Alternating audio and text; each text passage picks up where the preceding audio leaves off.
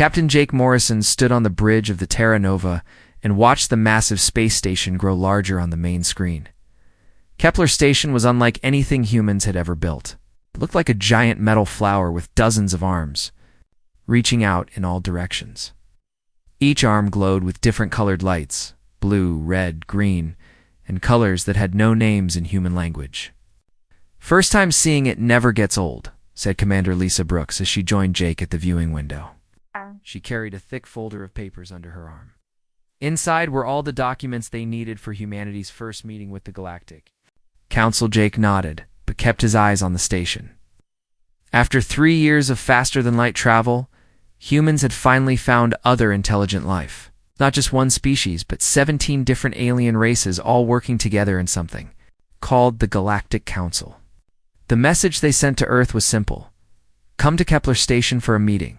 No threats, no demands, just an invitation. "Admiral Carter wants to see you in the ready room," Lisa said. "We dock in 30 minutes.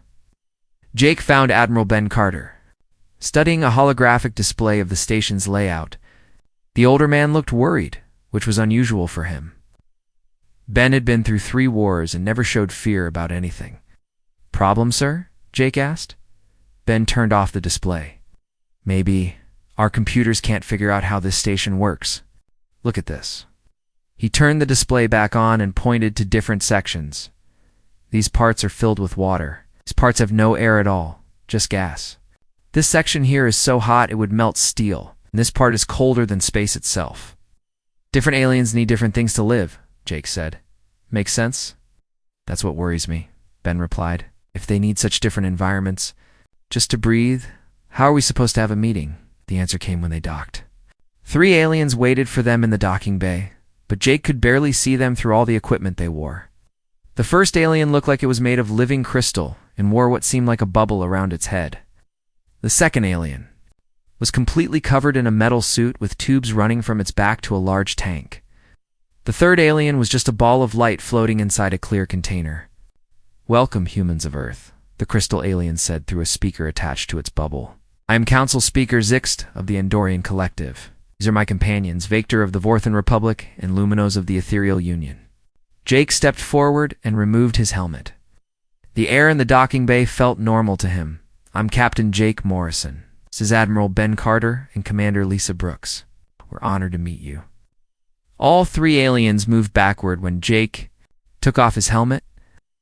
The crystal alien's voice sounded surprised when it spoke again. "You breathe this atmosphere directly, without protection?" "Yes," Jake said. "Is that a problem?" "Most unusual," the crystal alien replied. "Come. The council chamber has been prepared for your arrival." They walked through long hallways filled with the strangest sights Jake had ever seen.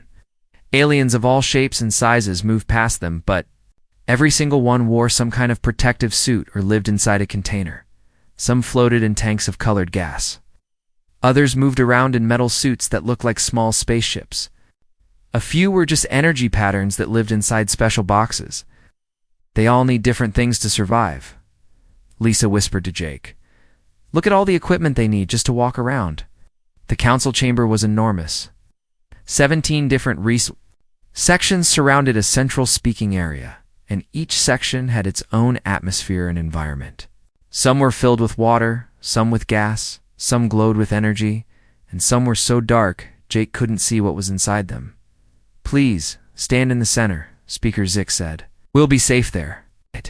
The atmosphere has been adjusted for your species." Jake, Ben, and Lisa walked to the center of the chamber. Around them, the 17 alien species of the Galactic Council watched from their protected environments. Jake had never felt so small.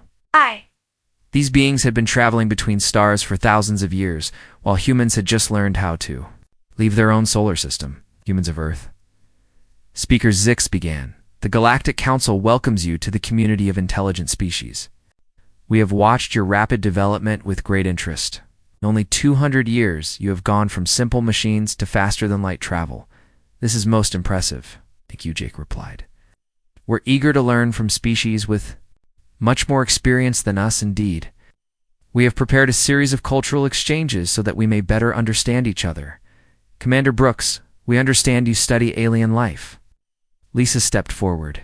Yes, I'm a xenobiologist. I study how different forms of life adapt to different environments. Excellent. We are curious about your homeworld. Our scans show it has vast amounts of liquid water.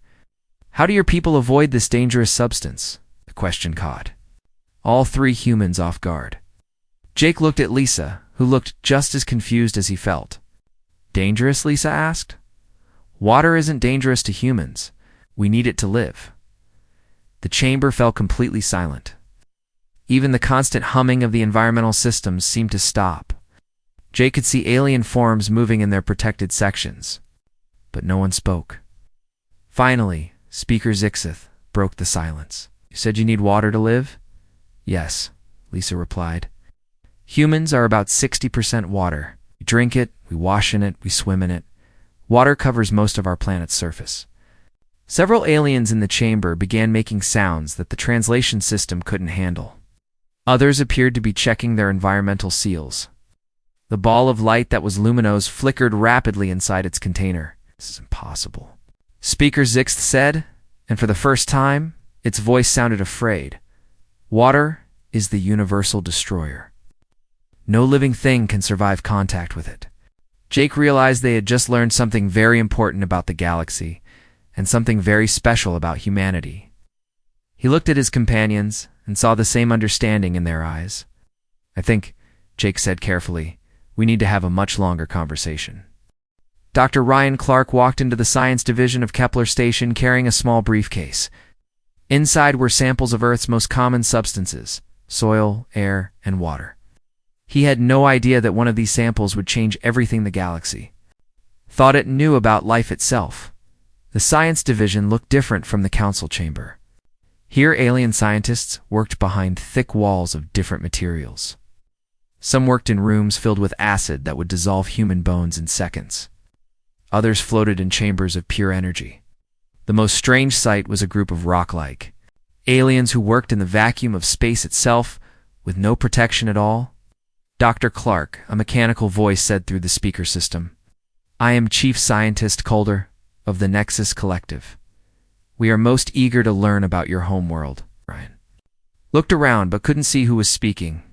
Then he noticed a section of the wall was actually transparent aluminum, and behind it was something that looked like a living machine made of metal and crystal. Thank you for having me, Ryan said. Hey. Brought samples of Earth's basic elements? I thought you might find them interesting. Proceed with your presentation, Calder said. All science staff are monitoring from safe distances. Ryan opened his briefcase and took out a sealed container of Earth soil. This is dirt from our planet. Contains carbon, silicon, and trace metals. He placed the container on the examination table. Several mechanical arms came out of the walls to scan it. Acceptable composition, Kaldar said. Similar to soils found on many worlds. Continue. Ryan took out a container of air from Earth. This is our atmosphere. It's mostly nitrogen and oxygen with small amounts of other gases. The scanning. Arms moved over this container as well. Standard oxygen-nitrogen mix. Breathable for many species. Not unusual. Ryan reached for the third container, a simple bottle of water. The moment his hand touched it, alarms began sounding throughout the science division. Emergency lights flashed red, and blast doors started closing. Stop! Kaldar's voice shouted through the speakers. Do not open that container. Security. Evacuate all personnel from Section 7. Ryan held up the water bottle, confused. This is just water. It's completely safe. Water's not safe, Kaldar screamed. It is the most dangerous substance in the known galaxy. How are you touching it without dying? Through the transparent wall, Ryan could see Kaldar backing away from the viewing area. Other aliens were fleeing their workstations. Some were sealing themselves into emergency pods. I don't understand, Ryan said. Water can't hurt me? Look, he unscrewed the cap of the bottle. Every alarm on the station started screaming. Emergency announcements began playing in 17 different languages. Ryan heard the words Universal Destroyer and Contamination Alert repeated over and over. He lifted the bottle to his lips and took a drink. The science division fell completely silent, except for the sound of Ryan swallowing. Every alien in the area had either fled or was hiding behind emergency barriers. Security cameras focused on him from every angle. "You consumed the Universal Destroyer," Koldar whispered from somewhere far away. "You should be dissolving at the molecular level. Your cellular structure should be breaking apart. You should be dead."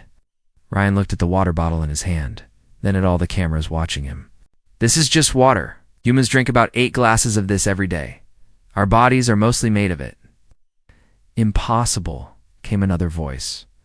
This one belonged to Shard Prime Vex, a crystal-based alien from the Krolex Empire. "Water destroys everything it touches. It dissolved 3 of my home worlds. Entire civilizations have been wiped out by accidental water exposure." Ryan walked closer to the transparent wall where he could see Shard Prime Vex hiding behind a barrier. "Saying water kills your people?" "Water kills everyone," Vex replied. "Vorthon dissolve instantly when touched by a single drop. Krolex shatter into pieces. Even the energy-based ethereals scatter when they encounter water vapor. For millions of years, any world with significant water has been marked as a death world. No life can exist there." The truth hit Ryan like a lightning bolt. Earth wasn't just another planet to these aliens. Earth was a death world, the most dangerous type of planet in the galaxy. And humans lived there not just safely, but happily. "I need to show you something," Ryan said. He pulled out his personal communicator and connected it to the station's display system. "This is footage from Earth." The main screen lit up with videos from Earth's oceans. Humans swimming in the surf. Children playing in fountains. People sailing boats across vast blue seas. Rain falling on cities where millions of humans walked around without protection. The reaction was immediate. Several aliens fainted. Others began praying in their native languages. A few started making what sounded like panic calls to their home worlds. "This cannot be real," Vex said. "These images must be fabricated. No species can survive such exposure to the Universal Destroyer." Ryan had an idea. "Would you like proof?" He walked to the examination area where several mechanical analysis arms waited. "Scan me. Check my cellular structure while I'm in contact with water." Before anyone could stop him, Ryan poured the entire bottle of water over his head. The water ran down his face and soaked into his uniform. He stood there dripping wet while the scanner arms moved around him. The results appeared on screens throughout the science division. Ryan's cellular structure was completely normal. His DNA was undamaged. His body temperature and vital signs were perfect. In fact, the scanners showed that the water was actually improving his hydration levels. "The scans confirm it," Koldar said in a voice full of shock. "The human shows no cellular damage. The water is not harming him. In fact, it appears to be beneficial to his biological functions." Word spread through Kepler Station faster than light-speed communication. Within minutes, the news was being transmitted to every member world of the Galactic Council. Humans were immune to the Universal Destroyer. They could survive on death worlds. They could touch the substance that had wiped out countless civilizations. Ryan stood in the science division, still dripping wet, and realized that humanity had just become the most important species in the galaxy. They possessed something no other intelligent life had ever had, the ability to survive contact with water. As he watched alien scientists scramble to understand this impossible truth, Ryan smiled. Earth's children had just inherited the galaxy's most feared and most valuable real estate. Every water world that had been abandoned for millions of years was now potentially habitable. But only for humans. The Universal Destroyer had just become humanity's greatest gift. Colonel Nick Torres was reading intelligence reports in his office aboard the Terra Nova when the first attack happened. The reports were troubling. Word of humanity's water immunity had spread across the galaxy in just 2 weeks, and the reactions were not all friendly. Colonel, his aide, Lieutenant Sam Parker, rushed into the office.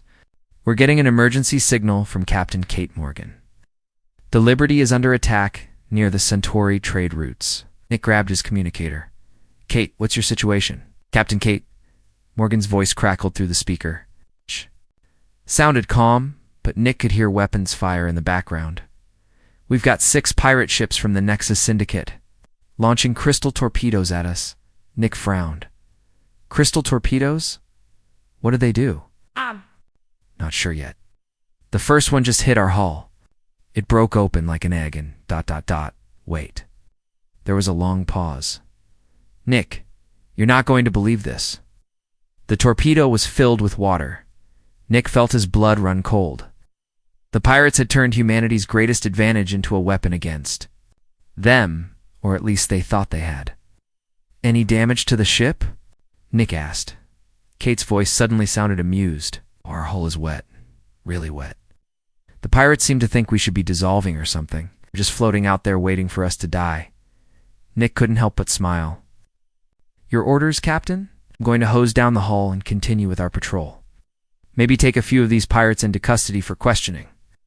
An hour later, Kate Morgan stood in the Liberty's detention bay, facing 3 captured pirates. They were Zephyrians, a species that looked like tall, thin insects with silver skin. All 3 were sealed inside emergency environmental suits and stared at Kate like she was a ghost. How are you alive? The leader of the pirates asked through his suit speaker. His voice shook with fear. We hit your ship with 17 water torpedoes. You should be space dust by now. Kate walked closer to their cell. The pirates backed away from the bars. Water doesn't hurt humans. We need it to live. Impossible, the pirate leader said. Nothing survives contact with the universal destroyer. We have been told that humans are weak creatures who die easily. Who told you that? Kate asked. The pirate looked at his companions, then back at Kate. The Purist Alliance. They are paying good money for dead humans. They say you are an abomination that threatens the natural order of the galaxy. Kate felt a chill that had nothing to do with the ship's air conditioning. The Purist Alliance was a group of alien species that believed in keeping the galaxy pure from outside influences. If they were putting bounties on human heads, things were about to get much worse. On Earth, President Alex Thompson sat in an emergency meeting with his top advisors. The attacks are spreading, said Defense Secretary Maria Rodriguez. Pirates, mercenaries, and fanatics are all trying to kill humans with water-based weapons. Most of them seem genuinely shocked when their attacks fail. What about the Galactic Council? Alex asked. Foreign Minister Dan Wright answered. They're split. About half the member species see us as potential allies who could help them reclaim water worlds. The other half see us as a threat to the natural order. And the Purist Alliance gave a speech calling humans the water plague that must be stopped before we spread across the galaxy. Alex stood up and walked to the window overlooking the Pacific Ocean. For his entire life, that vast blue expanse had been beautiful and peaceful. Now it represented something that could change the balance of power in the galaxy. What do our allies want from us? He asked. Dr. Hannah Lewis, the head of Xenological Relations, activated another hologram. Trisolar Empire has made us an offer. They control 3 star systems, but they're running out of living space. Their populations are growing too fast for their available worlds. The hologram showed a blue and green planet orbiting a yellow star. This is Aquatica Prime. It was once a thriving world with billions of inhabitants. Then a comet made mostly of ice hit the planet. The impact created massive oceans and lakes. Every living thing on the planet died within days. How long ago? Alex asked. 3,000 years, Hannah replied. The planet has been empty ever since. But look at these readings. New data appeared on the hologram. The atmosphere is perfect for human life. The gravity is slightly lighter than Earth's. The oceans are full of minerals we could use. What do they want in return? Exclusive mining rights to 17 asteroid belts in their territory. They want to share the planet with us. They'll live in sealed cities while we handle everything that involves water. Alex looked around the table at his advisors. They want us to be their water workers. More than that, Hannah said. There are thousands of water worlds scattered across the galaxy. All of them abandoned. All of them potentially valuable. We're the only species that can make them habitable. Maria Rodriguez pulled up another display. It's her. We've also received intelligence that the Klaxon Empire is building a fleet specifically designed to fight humans. They're calling it the Purification Armada. How long before they're ready? 6 months? Maybe less. Alex turned back to his advisors. The decision he made in the next few minutes would determine humanity's future in the galaxy. They could try. to hide and hope the alien fanatics would leave them alone. Hannah, contact the Tri-Solar Empire. Tell them we accept their proposal, but with conditions. We'll help them reclaim Aquatica Prime, but we keep full sovereignty over any human settlements there, and the purest alliance. Somewhere out there, alien fleets were preparing to destroy humanity. Because humans could touch water, it was the strangest reason for a war he had ever heard of. If they want to fight us because we're immune to water, Alex said, then we'll show them exactly what that immunity can do. Tell them to start designing water-based defense systems for our ships. Sir Maria looked confused. Alex smiled grimly. If they think water is the universal destroyer, let's give them something to really be afraid of. Commander Tyler Jones stood on the bridge of the terraforming ship New Horizon and watched the planet Aquatica Prime grow larger on his screen. The planet looked like a giant blue marble floating in space. To humans, it was beautiful. To every other species in the galaxy, it was a death world that had been empty for 3,000 years. Atmospheric readings are perfect, reported Chief Engineer Amy Walsh from her station. Oxygen levels at 21%, nitrogen at 78%. Gravity is 0.8 Earth normal. Temperature ranges from 20 to 30 degrees Celsius. Tyler nodded. Sounds like paradise. What about our trisolar friends? Amy pointed to a group of sealed habitats floating in orbit above the planet. They're staying safely up there until we can build their protected cities on the surface. They seem nervous about getting too close to all that water. The first human colony ship had arrived 2 weeks ago and was already establishing settlements on the northern continent. The colonists were amazed at how perfect the world was for human life. Rivers ran clean and clear. The oceans teemed with simple life forms that had survived the Great Disaster. The air was so pure that people said it felt like breathing liquid. Energy, Commander. Communications Officer Pete Davis called out. We're getting a priority message from Earth. It's President Thompson. The main screen switched to show President Alex Thompson sitting in the Oval Office. He looked tired but determined. Tyler, how's the operation going? Better than expected, sir, Tyler replied. The planet is perfect for human habitation. People are calling it New Eden. The Tri-Solar Empire is thrilled. They're already planning 12 protected cities. Good, because we've got bigger plans. The Galactic Council has approached us with something called the Water Reclamation Project. They want us to terraform 50 water worlds in the next 10 years. Tyler felt his eyes widen. 50 worlds was more than humanity had ever dreamed of colonizing. What's the catch, sir? The purest alliance is mobilizing. Intelligence reports suggest they're planning to attack Aquatica Prime as a test. Can destroy our first colony, they think the rest of the galaxy will abandon us. The screen switched to show tactical displays of enemy ship movements. Fleet Admiral Grace Stone is on her way to your position with the 1st Space Defense Fleet. You need to hold the planet until she arrives. Tyler looked around at his crew.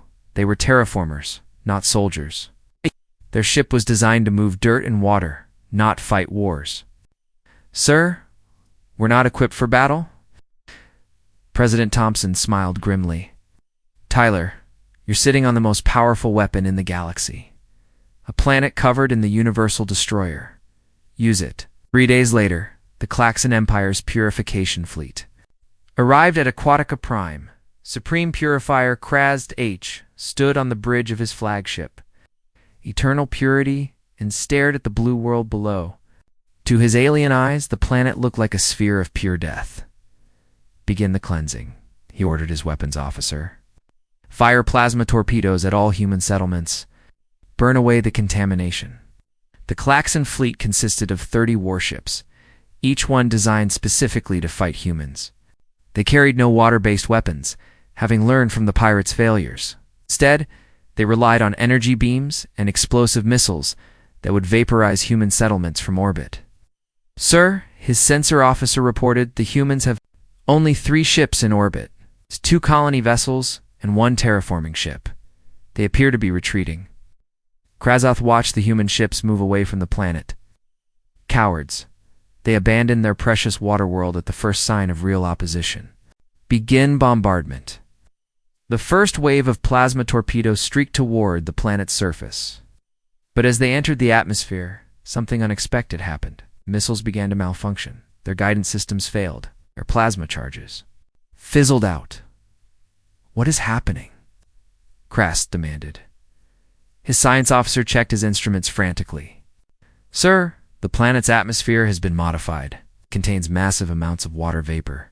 Plasma weapons are being neutralized by the moisture." "Impossible," Krast snarled. "Increase power and fire again." The second wave of attacks had the same result. The water vapor in the atmosphere acted like a shield, protecting the planet from energy-based weapons. The Klaxon fleet found themselves unable to attack a world that was defended by the very substance they feared most. "Sir," the communications officer reported, "we're receiving a transmission from the human terraforming ship." Commander Tyler Jones appeared on the main screen. He stood in what looked like a greenhouse filled with earth plants. "Supreme Purifier. Krast H. This is Commander Jones of the Human Colonial Authority. You are in violation of Galactic Council space. Please withdraw your fleet." Ast stepped forward, his forearms spread wide in a gesture of dominance. "Human abomination, you will not pollute the galaxy with your water plague. We will cleanse the system of your presence." Telos smiled and picked up a glass of water from a nearby table. He took a drink while Krasath watched in horror. "Your weapons don't work here. This planet's atmosphere is 40% water vapor now. We've been seeding the upper atmosphere with moisture for the past month. You turn the entire planet into a weapon," Krasath whispered. "But if you want to see what a water weapon looks like," he pressed a button on his control panel. Thousands of missiles launched from hidden silos on the planet's surface. But these weren't normal missiles. Each one was filled with liquid water and designed to break apart when it hit a target. To humans, they would be harmless. To the Klaxon fleet, they were weapons of mass destruction. The water missiles struck the purification fleet like a plague. From space, ship after ship began to dissolve as the liquid water ate through their hulls. Alien crew members screamed in terror as the universal destroyer seeped into their vessels. "Retreat," Krast H ordered. "All ships retreat." But it was too late for many of them. 15 ships were already dissolving in space, their crews dead or dying from contact with Earth's most common substance. The remaining ships of the purification fleet fled toward the edge of the system. Tyler watched them go, then opened a communication channel to the fleeing aliens. "Supreme Purifier, you came here to cleanse the galaxy of the water plague. Let me give you something to think about. There are over 50 billion gallons of water on this planet. We can put it in missiles, in bombs, in clouds of vapor. We can make it rain death on any fleet that threatens human colonies." He paused to let that sink in. "Or we can use it to make dead worlds into gardens where your people can live safely behind protective barriers. The choice is yours." As the last Klaxon ship jumped to hyperspace, Tyler turned to his crew. "Contact Admiral Stone. Tell her she can slow down. I think we just ended the first battle of the Water War." On Earth, President Thompson watched the battle reports with satisfaction. Humanity's first military victory in space had been won not with advanced technology or superior numbers, but with simple water. The substance that every other species feared had become humanity's greatest defensive weapon. The galaxy would never look at water the same way again, and they would never look at humans as weak newcomers. The species that could swim in the Universal Destroyer had just proven they could fight with it too. Dr. Charlie Ross stood in his laboratory on Kepler Station, staring at the most important discovery in galactic history. After 6 months of research, he had finally found the answer to why humans could survive contact with water, while every other species in the galaxy could not. "The results are clear," he said to the assembled group of alien scientists watching from behind protective barriers. "Humans evolved alongside microscopic organisms called extremophiles in Earth's ancient oceans. These tiny life forms taught our ancestors how to process water safely at the cellular level." Through the transparent walls, he could see representatives from 12 different species. All of them wore environmental suits, but their body language showed intense interest. Dr. Koldar of the Nexus Collective leaned forward in his mechanical shell. "You're saying this immunity can be learned?" Kuldar asked. Charlie nodded. We've run tests on tissue samples from 17 species. With careful genetic therapy and controlled exposure, other species could develop similar resistance to water. It would take time, maybe generations, but it's possible. The implications hit the room like a shockwave. For millions of years, water had been the galaxy's greatest fear. Now, there was hope that other species could overcome that fear. Admiral Grace Stone received the news while commanding the human fleet near the Outer Rim. The war against the Purist Alliance had continued for months, but it was unlike any war ever fought in the galaxy. Human ships carried water-based weapons that could destroy alien vessels without harming the crews. The aliens would abandon ship rather than face contact. With the Universal Destroyer, Admiral, her communications officer, reported, "We're getting surrender signals from the remaining Klaxon ships. Supreme Purifier Krazd H wants to negotiate." Grace looked at the tactical display showing the scattered remains of the once mighty Purification Fleet. Of the original 300 ships, only 40 remained operational. The rest had been disabled by water weapons or abandoned by their crews. "Put him through," Grace ordered. The main screen showed Supreme Purifier Krazd standing in what appeared to be a medical bay. Half of his body was covered in protective bandages, and he looked older than he had at the start of the war. "Admiral Stone," he said, his voice tired and defeated. "The Klaxon Empire requests terms for surrender." Ow. Grace had been expecting this moment for weeks. "The terms are simple. Stop attacking human colonies, and accept that we have a right to exist in the galaxy. And in return, we help you reclaim your lost water worlds. You understand? The Klaxon Empire lost 12 planets to water contamination over the past 2,000 years. We can make those worlds habitable again." Krazd stared at her through the screen. "You would help us after we tried to destroy you?" "That's what humans do," Grace replied. "We solve problems, not create them." On New Pacifica, formerly known as Aquatica Prime, Ambassador Jake Morrison walked along a beach where the impossible was happening every day. Human children played in the surf while alien visitors watched from climate-controlled viewing platforms, built safely above the Whitener. The first joint colony had exceeded everyone's expectations.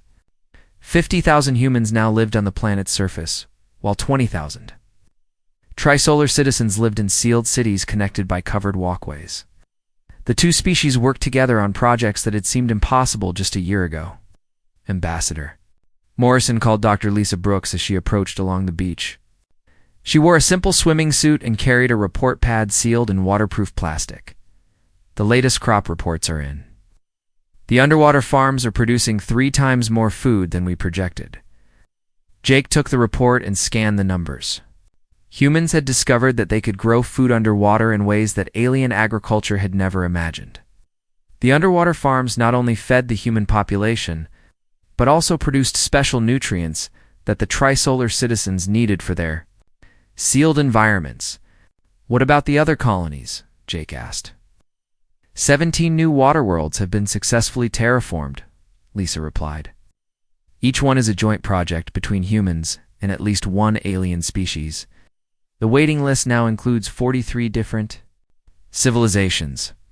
They walked toward the city center where the most remarkable sight in the galaxy took place every day. Humans and aliens worked side by side on projects that required both species' unique abilities.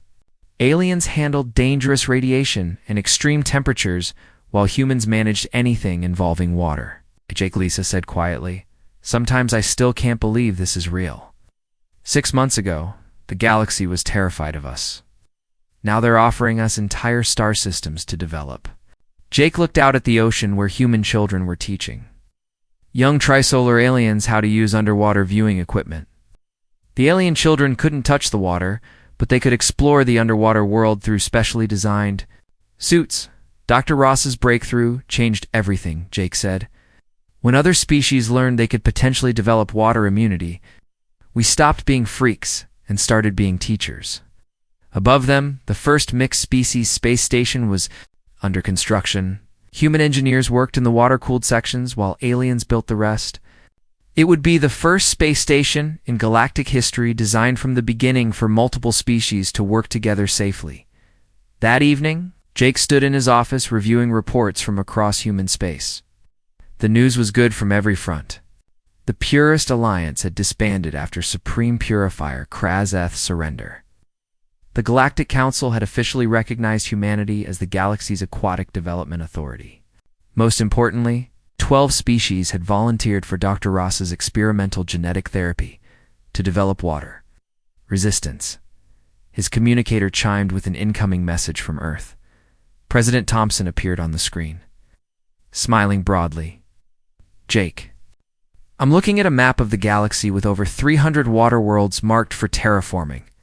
Each one represents a potential home for billions of beings who thought they would never see such places. Any word on the therapy trials? Jake asked. First results are promising. The ethereal volunteers are showing significant improvement in water tolerance. Dr. Ross thinks we'll have the first non-human water-immune species within 5 years.